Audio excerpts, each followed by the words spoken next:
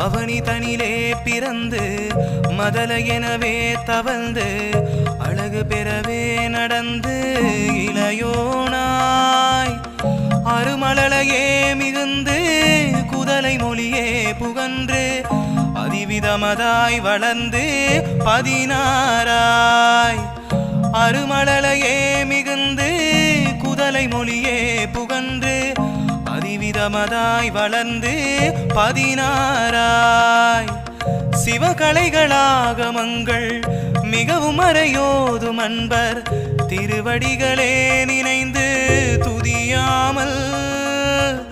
சிவகலைகளாகமங்கள் மிகவும் அறைவோதும் அன்பர் திருவடிகளே நினைந்து